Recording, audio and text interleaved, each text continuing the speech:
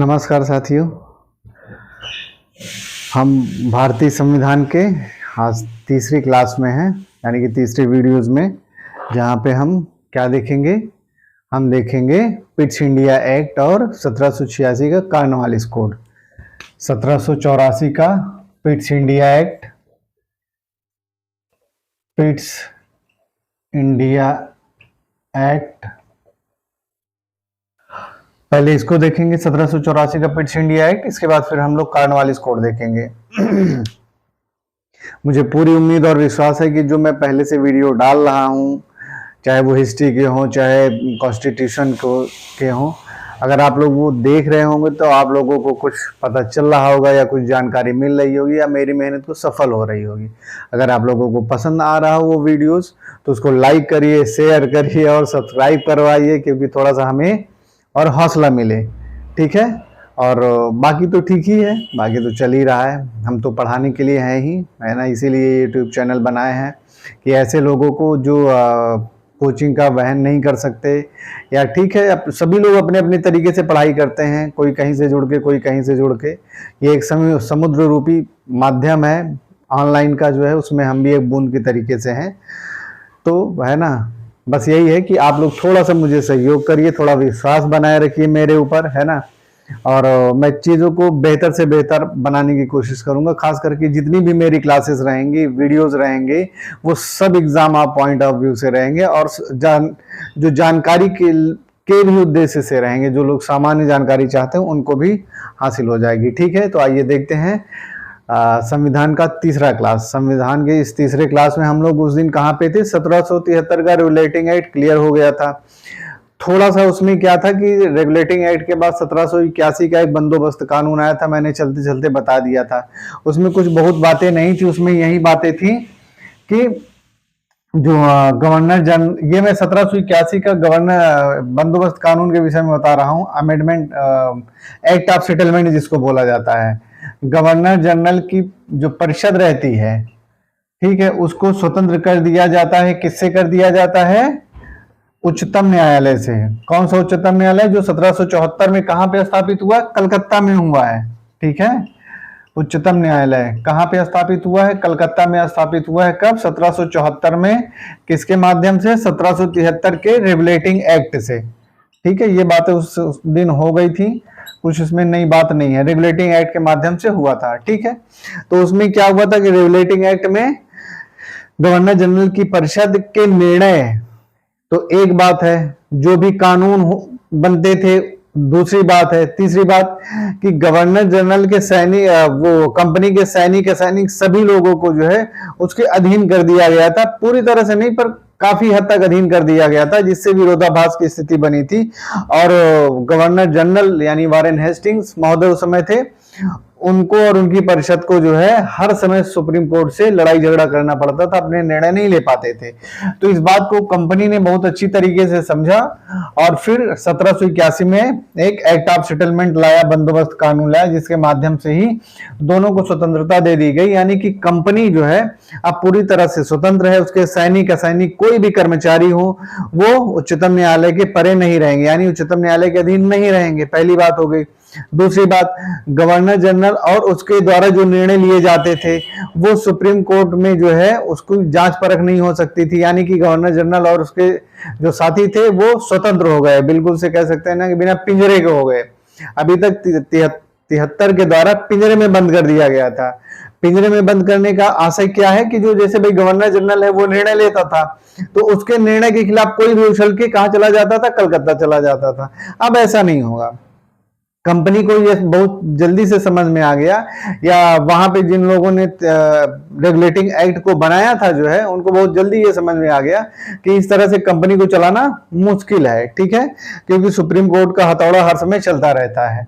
तो ये एक एक्ट ऑफ सेटलमेंट था, इसमें बाकी ऐसी कोई बात नहीं है। ठीक है, हाँ, जैसे एक दो बातें और थी कि जो प्रांतीय न्यायालय थे उनकी जो कह सकते हैं कि वहां से ऊपर जो फरियाद कहाँ पे लेके जाए। ठीक है, अगर किसी का जजमेंट आ गया है, मान लीजिए ए नाम का प्रांतीय न्यायालय है, ठीक है, और उसको मान लो कि कोई ऐसा निर्णय आ गया जिससे वो संतुष्ट नहीं है। जैसे हमारे अपने यहाँ जिला, मैंने उस दिन में बताया था कि जिला अदालत है, डिस्ट्रिक्ट कोर्ट है।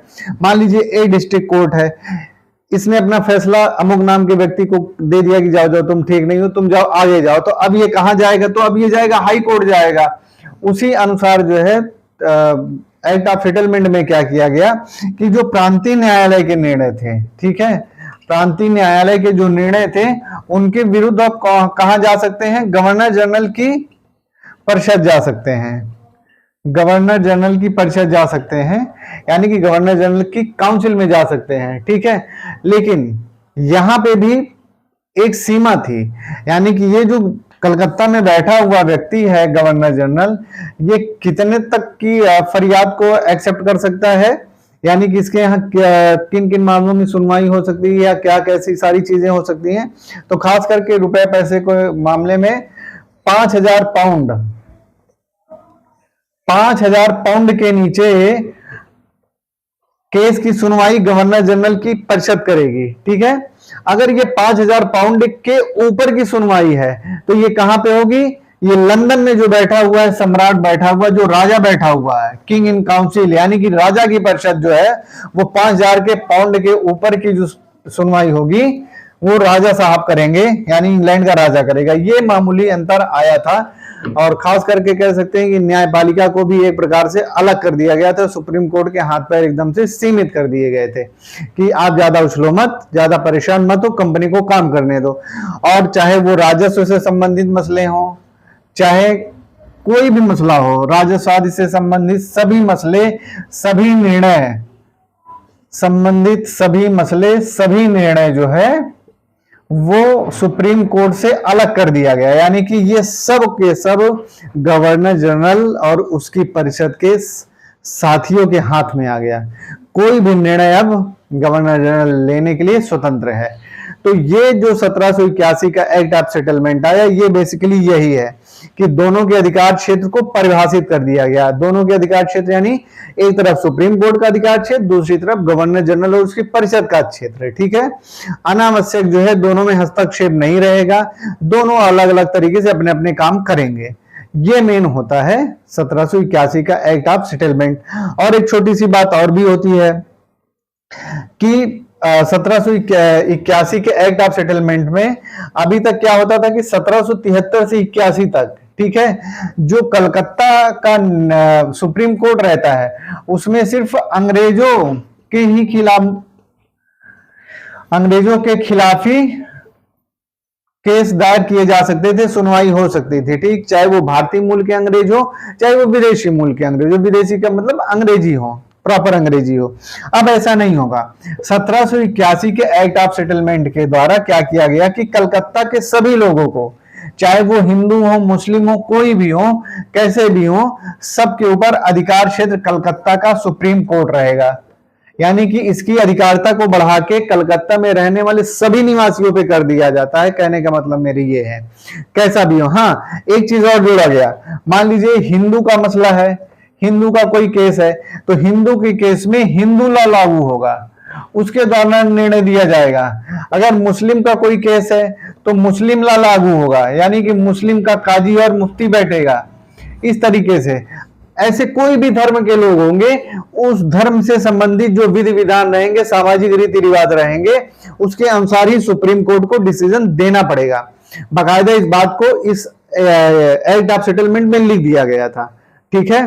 तो ये मूलभूत अंतर है, अगर आप लोग समझने के लिए देख रहे हैं और अगर लिखना चाहते हैं तो ये 2-3 बातें हैं कि इसके द्वारा जो है कलकत्ता के ऊपर सभी निवासियों, कलकत्ता का सुप्रीम कोर्ट जो है वो वहां के रहने वाले सभी निवासियों के ऊपर अधिकार करेगा, यानी कि उससे संबंधित सभी मसले कलकत्ता के सुप्रीम कोर्ट में जाया करेंगे, ठीक है। संबंधित केस से संबंधित, धर्म से संबंधित लॉ से लागू होगा, उसके द्वारा देखा जाएगा। सामाजिक रीति रिवाज को देखा जाएगा, सामाजिक रीति रिवाज को डिनाई नहीं किया जाएगा न्याय देने में। ये बकायदा इस एक्ट में लिख दिया गया, जिससे कि अनावश्यक वाद विवाद ना हो। कुल मिला के इतना ही मोटो था, क्योंकि उसमें कंपनी बहुत सारे मामलों में उलझी हुई थी। और मैंने पहले भी बताया है कि 1772 तक पहुंचते पहुंचते कंपनी के ऊपर 60 लाख पाउंड का ऋण हो चुका है। ठीक है, टोटल 60 लाख पाउंड का ऋण हो चुका है।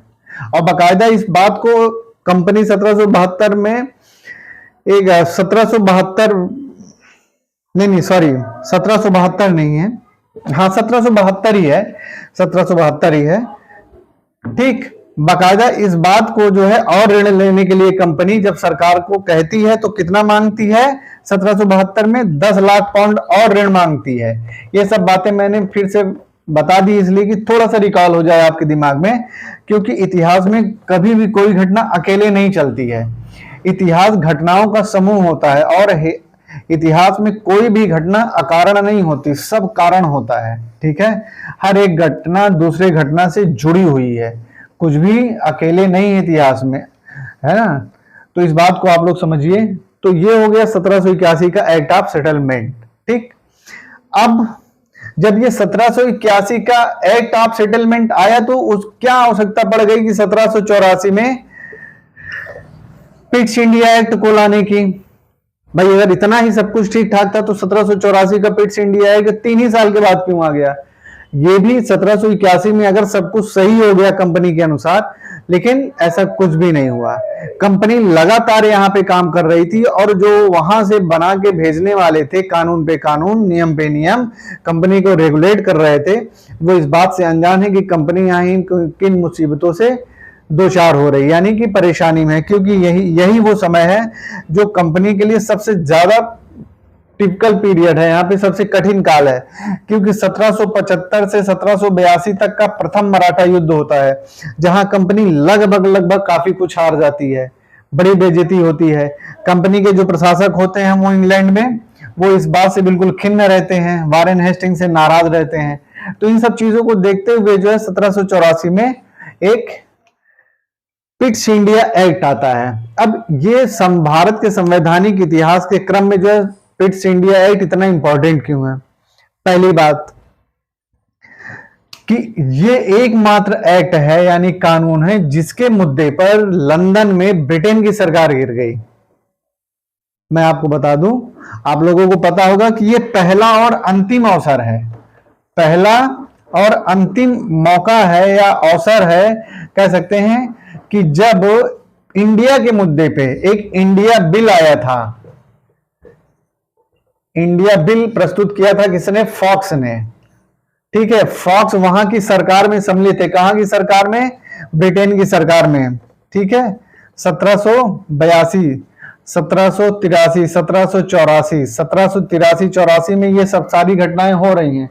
ठीक है, 1783 में फॉक्स लॉर्ड नॉर्थ के सहयोगी रहते हैं, यानी कि लॉर्ड नॉर्थ प्राइम मिनिस्टर हैं ब्रिटेन के, और उनके साथ सरकार में ये सम्मिलित है फॉक्स, इसीलिए नॉर्थ और फॉक्स की मिलीजुली सरकार बोला जाता है। ठीक है, तो फॉक्स महोदय 1883 में एक इंडिया बिल लेके आते हैं जिसका नाम ही इंडिया बिल होता है। इसीलिए 1784 का एक्ट जो है, इसमें 1784 का पिट्स इंडिया एक्ट है, बकायदा लिखा गया हुआ है कि इंडिया का ही मुद्दा है सिर्फ और सिर्फ, और इसके मुद्दे पे सरकार चली गई। तो सबसे बड़ा इंपॉर्टेंट तो यही है कि प्रथम और अंतिम बार ऐसा हुआ है कि भारतीय मुद्दे पे ब्रिटेन की सरकार चली गई हो, जबकि जुमा भी बहुत दिन नहीं हुआ है। 1757 में प्लासी का युद्ध ये जीते हैं, 1764 में बक्सर का युद्ध जीते हैं, और 64 से ज्यादा जाते जाते 18-19 साल के अंदर इंडिया के ही मुद्दे पे सरकार गिर जाती है। ठीक, तो फॉक्स महोदय ने बिल प्रस्तुत किया, इंडिया बिल। ठीक, जो बिल लंदन सरकार में अस्वीकार हो गया, वहां की संसद में अस्वीकार हो गया। एक बात थोड़ा सा मैं और पिट्स इंडिया एक्ट के बारे में बता दूं, थोड़ा सा जानकारी आप लोगों को होनी चाहिए, है ना। इसके पहले 1781-82 में फिर से लॉर्ड नॉर्थ ने क्या किया था कि एक प्रवर समिति का गठन किया था और एक गुप्त समिति का गठन किया था। इन दोनों समिति के विषय में थोड़ा सा जान लीजिए, क्योंकि जानकारी होनी बहुत जरूरी होती है। प्रवर समिति का काम क्या था? प्रवर समिति का काम था, जो कलकत्ता में सुप्रीम कोर्ट है और जो कलकत्ता में गवर्नर जनरल की काउंसिल परिषद है, उसके बीच में आपसी संबंध कैसा है। ठीक है, दोनों के बीच में आपसी संबंध कैसा है, इसकी जो है जांच करने के लिए एक प्रवर समिति बनाई जाती है, ठीक है। और गुप्त समिति किस लिए बनाई जाती है? गुप्त समिति बनाई जाती है कि मराठों से जो कंपनी का युद्ध चल रहा था उसकी जांच के लिए लॉर्ड नॉर्थ ने 2 कमेटी बनाई 1781-82 में। एक प्रवर समिति बनाई, एक गुप्त समिति बनाई। अभी अभी मैंने आपसे बताया कि 1775 से 1782 तक प्रथम आंग्ल मराठा युद्ध चलता है, ठीक है। ये सब संवैधानिक विकास में इतिहास, जो राजनीतिक इतिहास है, इनका बहुत इंपॉर्टेंट होता है, क्योंकि किसी भी देश का संविधान जो है वो वहां के राजनीतिक हालातों से ही बनता है, आसमान से नहीं टपकता है। और राजनीतिक हालात क्या होते हैं? जो समाज में घटनाएं घटती हैं उनसे संबंधित सब कुछ होता है, सब जुड़ा हुआ है, कुछ भी अलग नहीं है, ठीक है। तो इन सब चीजों को समझिए। तो ये जो गुप्त समिति है वो आंग्ल मराठा युद्ध यानी कि 1775 से 82 तक जो हो रहा है इसकी जांच करेगा, ठीक है। और ये जो प्रवर समिति है ये सुप्रीम कोर्ट और गवर्नर जनरल की कार्यकारी परिषद जो है उसके बीच में रिलेशंस कैसे हैं, संबंध कैसे हैं, भाईचारा कैसे है, लड़ाई झगड़ा कैसे है, तू मैं कैसे है, इन सब चीजों की जानकारी करेगा। क्योंकि यही वो काल है जब काफी कुछ वारेन हेस्टिंग्स अपने तरीके से सुप्रीम कोर्ट में करवाता है, ठीक है। अगर आप लोगों को थोड़ा सा राजनीतिक इतिहास पढ़ाओ तो यही वो काल है 1775-76 का, जब नंद कुमार जो बंगाल का एक ब्राह्मण रहता है, सेठ रहता है, बड़ा श्रेष्ठ सेठ रहता है, उसको झूठे केस में जो है कौन ये वारेन हेस्टिंग जो है झूठे आरोप में, जालसाजी के आरोप में फांसी दिलवा देता है सुप्रीम कोर्ट से। जबकि भारत में जालसाजी के आरोप में मृत्युदंड नहीं है। हाँ, इंग्लैंड में है, इंग्लैंड के कानून में ऐसा था कि जालसाजी के आरोप में मृत्युदंड दिया जा सकता है, इंग्लैंड में था, लेकिन भारत में नहीं है। भारत में भारत का ही कानून लागू हो रहा है, ठीक है। और तब तक ये 1775 की बात है, मैंने बताया कि एक्ट ऑफ सेटलमेंट 1781 में ये कानून आता है कि कलकत्ता के सभी मूल निवासियों के ऊपर सुप्रीम कोर्ट की अधिकारिता होगी। उस समय तो अगर देखा जाए तो नंद कुमार के ऊपर सुप्रीम कोर्ट की अधिकारिता भी नहीं थी, यानी कि वो तो भारतीय मूल के हैं, भारतीय हैं, कोई अंग्रेज तो है नहीं नंद कुमार। मगर उसके बावजूद भी वारेन हेस्टिंग ने जालसाजी के आरोप में नंद कुमार को क्या दिलवा दिया? मृत्युदंड दिलवा दिया, ठीक है। तो ये घटनाएं बहुत तेजी से घटती हैं। तो सुप्रीम कोर्ट से मिलके इन सब चीजों को ब्रिटेन में जो इनके आका हैं, जो बैठे हैं, सरकार हैं, वो लोग देख रहे हैं। लॉर्ड नॉर्थ इन सब चीजों को देख रहा है। कंपनी लगातार घाटे में जा रही है, परेशान हो गई है, लगातार युद्ध से कंपनी की माली हालत बिगड़ती चली जा रही है, ठीक है।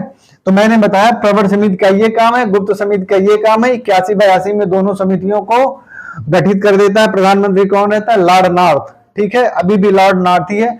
और गुप्त समिति के अध्यक्ष उस समय होते हैं डंडास। गुप्त समिति के अध्यक्ष का नाम रहता है डंडास। ये बहुत प्रसिद्ध व्यक्ति रहते हैं वहां की संसद के, डंडास महोदय। मैंने जानकारी के लिए बता दिया आपको कि पता होना चाहिए, सिर्फ बिल्कुल एक लाइन की बात ना हो, ठीक है। तो इन लोगों ने अपनी रिपोर्ट सौंप दी और इस बात को माना कि कंपनी भारत में सही तरीके से काम नहीं चला रही है। क्यों ना ऐसा हो कि कंपनी की जो सारी गतिविधियां हैं उसको एक 7 सदस्यों के द्वारा यानी कि 7 लोगों का गठन किया जाए और उस कंपनी के बदले में वो 7 लोग सब कुछ देखें। ये जो मैंने बताया इंडिया बिल अभी फॉक्स ने प्रस्तुत किया था, इस इंडिया बिल में यही बात थी, ठीक है ना। इस इंडिया बिल में यही बात थी कि कंपनी का जो प्रशासन है, जो मेंबर ऑफ डायरेक्टर्स हैं, जो लंदन में बैठे हैं, वो कंपनी को सही से देख नहीं पा रहे हैं। उसकी जगह पे ऐसा हम लोग करते हैं कि 7 लोगों की एक कह सकते हैं कि कमेटी बनाते हैं और उसकी सहायता के लिए 9 लोगों को उनका सहायक बना दिया जाता है। मोटा मोटा 15-16 लोगों का एक ऐसा समूह हो जो कंपनी को पूरी तरह से देखे और उस पर किसका नियंत्रण हो? हमारा नियंत्रण हो, यानी कि सरकार का नियंत्रण हो, ठीक है। मैं उस इंडिया बिल की आपको बात बता रहा हूं जिस इंडिया बिल के मुद्दे पे पहली बार और अंतिम बार ब्रिटेन में सरकार गिर गई थी, ठीक है। तो ये चीज है, लेकिन ये बिल पास नहीं हो पाया। जब पास नहीं हो पाया जो है तो पास का मतलब है कि एक सदन में, हाउस ऑफ कॉमन्स में पास हो गया था, ये हाउस ऑफ कॉमन्स में पास हो गया था, लेकिन हाउस ऑफ लॉर्ड्स में ये गिर गया, यानी ये बिल नहीं पास हो पाया। इसी वजह से लॉर्ड नॉर्थ ने इस्तीफा दे दिया और सरकार टूट गई, यानी गिर गई। इसके बाद कौन बनता है प्रधानमंत्री? जनवरी 1984 में बनता है पिट पिट पिट महोदय बनते हैं प्रधानमंत्री। ये भी इस बिल को लाना चाहते हैं, लेकिन बहुत कुछ ठीक हो नहीं पाता, अंत में सरकार गिर जाती है, नया चुनाव होता है और फिर जाके मई जून में नई सरकार का चयन होता है। मई जून 1784 में नई सरकार वहां पे गठित होती है, जिसके प्रधानमंत्री फिर होते हैं पिट महोदय। अब पिट महोदय शक्तिशाली हो गए हैं। ये क्या करते हैं, ये इसी बिल को थोड़ा सा इधर उधर करके, मतलब कि आगे पीछे की कहानी बदल के थोड़ा सा लेके आते हैं दोनों सदन में और दोनों सदन से पास करा लेते हैं। हाँ, एक बात और भी होती है, जब इस बिल को पिट महोदय लेके आते हैं तो लाने के पहले जो कंपनी रहती है उसकी ये स्वीकृति ले लेते हैं, यानी कि पिट महोदय को कंपनी से एक्सेप्टेंस मिल चुकी है कि आप इस बिल को ला सकते हैं और हमारे ऊपर इनडायरेक्टली नियंत्रण कर सकते हैं। इस वजह से पिट्स महोदय जो है इस बिल को पास करा लेते हैं और अगस्त 1784 की बात है जब ये आ जाता है और ये कानून बन जाता है और फिर 1784 का पिट्स इंडिया एक्ट आ जाता है। ये है 17 पिट्स इंडिया एक्ट का थोड़ा सा इतिहास। बहुत सारी बातें हैं, लेकिन जो इंपॉर्टेंट बातें हैं वो ये हैं जो आपको समझनी चाहिए, जाननी चाहिए कि पिट्स इंडिया एक्ट कितना महत्वपूर्ण क्यों है और इसका थोड़ा सा इतिहास क्या है और इसके विषय में अन्य जो बातें हैं उन सब चीजों को भी समझना चाहिए। खाली जो है रटंत विद्या नहीं होनी चाहिए, ठीक है। मुझे आशा है कि ये जो मैंने अभी अभी बताया ये आप लोगों को जरूर समझ में आएगा, और जिन लोगों को पता था तो कोई बात नहीं, और अगर जिन लोगों को नहीं पता था तो उनके लिए बहुत ही लाभदायक होगा। समझने के लिए, आप एक क्वेश्चन सॉल्व करने के लिए, आप कैसा भी पेपर दे रहे हो, चाहे किसी भी चीज का पेपर दे रहे हो, आपको लाभ मिलेगा, ठीक है। अब आइए बात करते हैं कि इसके प्रमुख प्रावधान क्या थे, यानी कि इस एक्ट में क्या क्या बातें हैं। बहुत सारी बातें नहीं हैं, मुख्य मुद्दे की 2-3 बातें ही हैं, कुछ विशेष अंतर नहीं होता है, ठीक है। पहला अंतर क्या होता है, एक लंदन में बोर्ड ऑफ कंट्रोल की स्थापना हो जाती है, ठीक है। बोर्ड ऑफ कंट्रोल की स्थापना हो जाती है। ये जो बोर्ड ऑफ कंट्रोल की स्थापना हो रही है इसमें एक एक्सचेकर रहता है, यानी कि वही एक्सचेकर रहता है जिसको बोलते हैं सेक्रेटरी ऑफ स्टेट, ठीक है। 3 प्रीवी सदस्य रहते हैं, प्रीवी मेंबर रहते हैं, ठीक है। इस तरह से ये रहते हैं, नहीं 3 नहीं 4 रहते हैं, सॉरी 4 रहते हैं। थोड़ा सा आंकड़े हैं, आंकड़ों को याद करना बड़ा कठिन काम होता है, इतने आंकड़े हैं, ठीक है। 4 प्रीवी रहते हैं और एक एक्सचेकर हो गया। बाद में इसी को, अभी तो सेक्रेटरी ऑफ स्टेट अलग है, लेकिन 1793 का जो एक्ट आता है उसमें एक ही कर दिया जाता है जिसको राज्य सचिव बोला जाता है, ठीक है। ये राज्य सचिव भी कर दिया जाता है। तो सबसे महत्वपूर्ण काम यही होता है, पिट्स इंडिया एक्ट में एक बोर्ड ऑफ कंट्रोल की स्थापना हो जाती है, जो कह सकते हैं इस पूरे एक्ट का जो निचोड़ है। जैसे आप कपड़ा निचोड़ दीजिए जितना पानी निकलता है, या नींबू रगड़ दीजिए जितना रस निकलता है, पूरा रस यही है इस एक्ट का, ठीक है। दूसरी बात, अब ये जो इसकी स्थापना हुई है, क्यों हुई है, क्या करेगा, इसका क्या काम है। इसका काम यही है कि ये जो कोर्ट ऑफ डायरेक्टर्स यानी डायरेक्टर्स हैं कंपनी के, ठीक है, उनके ऊपर अप्रोच नियंत्रण करेगा। अप्रोच नियंत्रण करेगा। नियंत्रण कैसे करेगा, अब देखिए आप, ये जो बोर्ड ऑफ कंट्रोल के मेंबर हैं ये कंपनी के व्यापारिक मामलों को छोड़ के, यानी कि इस एक्ट में अभी भी कंपनी को खुली छूट दे दी गई है कि आप व्यापार करो, हम आपको बिल्कुल भी नहीं बोलेंगे। बाकायदा इस एक्ट में लिखा गया है कि कंपनी को व्यापारिक मामलों में पूरी तरह से छूट दी गई है, कंपनी को व्यापारिक मामलों में पूरी तरह से छूट दी गई है। मगर राजनीतिक मामलों यानी कि जैसे जो कंपनी यहाँ पे लड़ाई झगड़ा जो अन्य बातें कर रही है, राजनीतिक मामलों में पूरा नियंत्रण किसका रहेगा? हमारा रहेगा, सरकार का रहेगा। और इसी एक्ट में पहली बार, इस एक्ट में भारत में कंपनी के अधीन जो क्षेत्र हैं उसके लिए ब्रिटिश आधिपत्य यानी कि ब्रिटिश सरकार के जो अधीन है जो क्षेत्र है उसके लिए पहली बार ब्रिटिश सरकार कहती है कि हाँ, हम हैं मालिक तुम्हारे, ठीक है, हम मालिक हैं तुम्हारे और हम इस चीज को घोषित कर रहे हैं। तो राजनीतिक मामलों में, सभी ऐसे मामलों में पूरा का पूरा अधिकार किसका होगा? बोर्ड ऑफ कंट्रोल का होगा, यानी कि बोर्ड ऑफ कंट्रोल का होगा, यानी कि सरकार का होगा, ठीक है। मगर व्यापारिक मामलों में अभी भी किसको अधिकार है? कंपनी को पूरा अधिकार है, ठीक। ये मेन अंतर है, ठीक, जो समझने वाली बात है। दो चीजें हो गई, ठीक है। और मैंने पहले भी बताया कि इसी एक्ट में पहली बार कंपनी शासित क्षेत्र को ब्रिटिश शासित क्षेत्र कहा गया है, ब्रिटिश आधिपत्य कहा गया है। इस बात को अगर लिखना चाहें तो लिख भी लीजिएगा, नहीं समझने के लिए तो ठीक है, मैं पीडीएफ तो दूंगा ही दूंगा, मैं सभी का पीडीएफ दूंगा। मैं आपको इतना डीपली इसलिए समझा रहा हूं कि आपका बिल्कुल कॉन्सेप्ट क्लियर रहे, कुछ भी आपको समस्या ना हो। यहाँ पे समझिए, पीडीएफ में पढ़िए, ठीक है, तो जिससे चीजें रिकॉल रहेंगी। और इन सब चीजों को मैं टाइम टू टाइम बार बार बताऊंगा, हर बार बताऊंगा, और आपको देखना पड़ेगा जिससे कि चीजें आपके दिमाग में घुस जाएं, बैठ जाएं बिल्कुल से, ठीक है। तो बोर्ड ऑफ कंट्रोल की ये बात होती है।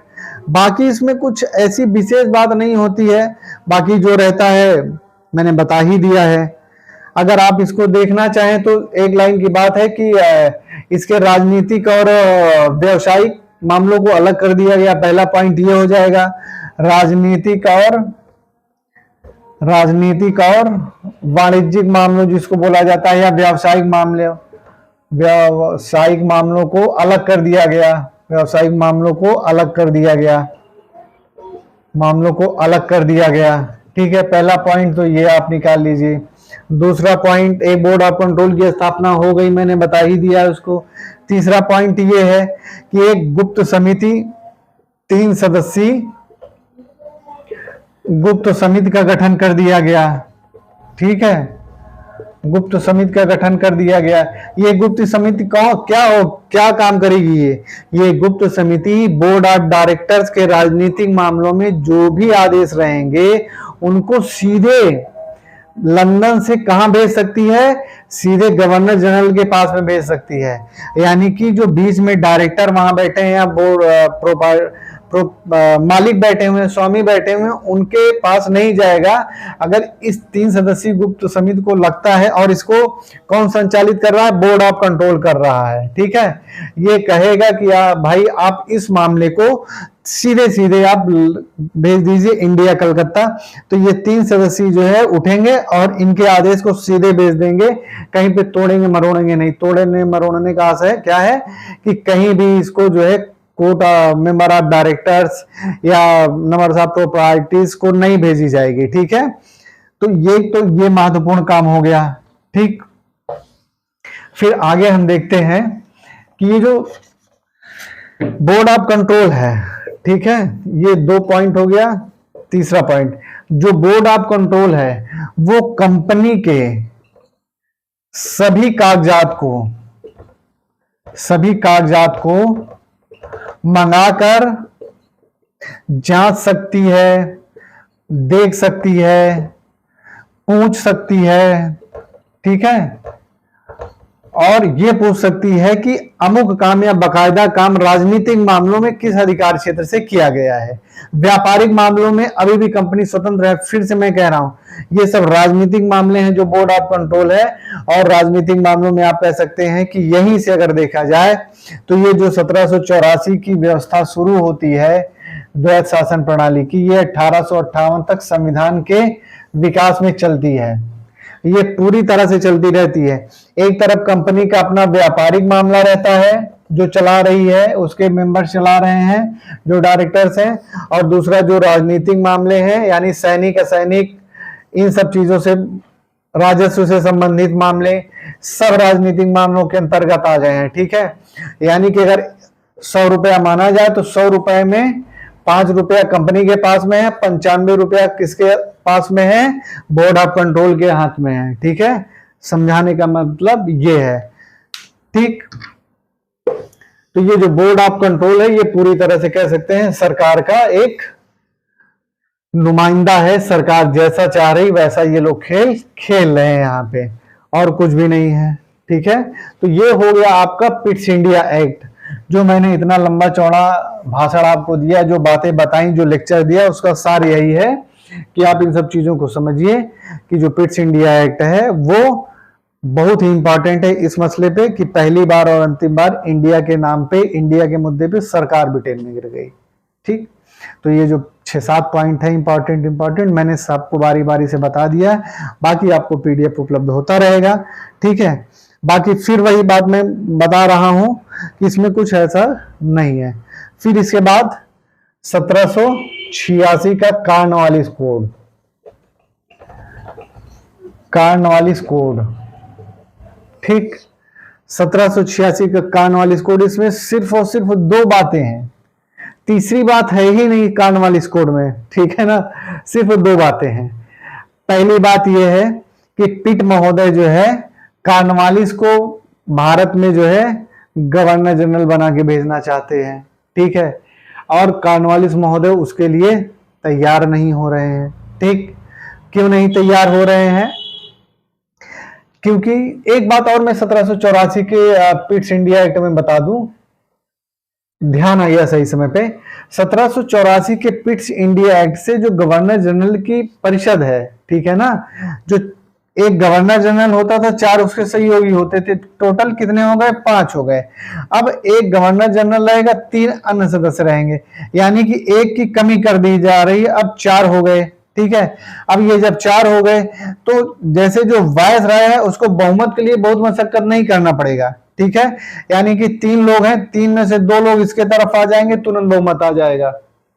ठीक है, हालांकि अभी भी गवर्नर जनरल को परिषद में बहुमत के ही आधार पर चलना है, वो अपने परिषद के निर्णय को बदल नहीं सकता या रद्द नहीं कर सकता है। ठीक है, तो ये बात होती है। और दूसरी बात क्या होती है कि इसी उसमें जो है जो मुख्य सेनापति होता है वो भी एक सदस्य माना जाता है। यानी कि ये जो गवर्नर जनरल की कार्यकारी परिषद है, एक गवर्नर जनरल हो गया, थोड़ा सा समझ लीजिए, बहुत अच्छी बात है, एक गवर्नर जनरल हो गया, इसको बगल कर दीजिए। ये जो 3 लोग हैं, इन 3 लोगों में एक मुख्य सेनापति भी सदस्य है गवर्नर जनरल की कार्यकारी परिषद में। ठीक है, 2 लोग और रहेंगे, एक ये जो है तो 2 अन्य लोग, एक ये जो सेनापति है वो भी सदस्य रहेगा, 3 लोग रहेंगे, यानी कि कुल 4 लोग इस तरह से रहेंगे। तो जब कॉर्नवालिस को पिट महोदय बना के भेजना चाहते हैं तो वो सिर्फ 2 शर्तें रखता है। क्या शर्तें रखता है? पहली शर्त तो ये रखता है कि उसे गवर्नर जनरल की परिषद के निर्णय को रद्द करने का अधिकार हो, परिषद के निर्णय को रद्द करने का अधिकार है, परिषद के निर्णय को रद्द करने का अधिकार हो, यानी कि न मानने का अधिकार हो, रद्द करने का अधिकार हो। दूसरा क्या है कि उसे, यानी कि पहला ये हो गया, दूसरा ये है कि कॉर्नवालिस ये कहता है कि मैं ही गवर्नर जनरल रहूंगा और मैं ही सेनापति भी रहूंगा। ठीक है, ये बड़ी बात होती है, यानी कि गवर्नर जनरल के साथ साथ में कॉर्नवालिस ही क्या रहेगा? सेनापति रहेगा। जो सेनापति इसके पहले अलग कोई दूसरा व्यक्ति होता था, वो कॉर्नवालिस कह रहा है कि मैं ही दोनों, यानी कि मैं ही एक व्यक्ति हूं, मैं ही गवर्नर जनरल भी रहूंगा और मैं ही सेनापति भी रहूंगा। ये बात कॉर्नवालिस कहता है, और इनकी दोनों बात को पिट महोदय तुरंत मान लेते हैं, क्योंकि पिट की ये बड़ी जबरदस्त अभिलाषा है कि कॉर्नवालिस जो है भारत में गवर्नर जनरल बन के जाए, और वो बिल्कुल रेडी रहते हैं, इनकी तुरंत बातों को तुरंत के तुरंत मान लेते हैं। तो ये है कॉर्नवालिस का कोड, यानी कि कॉर्नवालिस का एक्ट। और यही सिर्फ दो बातें इसमें कॉर्नवालिस कोड में है कि कॉर्नवालिस को अपने परिषद के निर्णय को रद्द करने का अधिकार मिल गया है, और दूसरा गवर्नर कॉर्नवालिस ही मुख्य सेनापति भी रहेगा और गवर्नर जनरल भी रहेगा।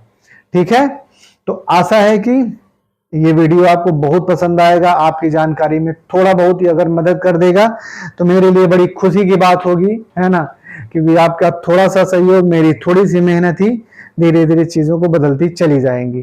तो मैं आशा करता हूं कि मेरे वीडियो को पसंद करेंगे आप लोग, और इसे शेयर करिए, लाइक करिए। जो भी आपके अपने सुझाव हैं उसे आप दीजिए, किसी भी तरीके से दीजिए, है ना। आप मुझसे व्हाट्सएप पे जुड़ सकते हैं। मेरा व्हाट्सएप नंबर है 9795740704। ये मेरा व्हाट्सएप नंबर है, ये मेरा टेलीनार नंबर है, कॉलिंग नंबर भी यही है, दोनों नंबर यही है।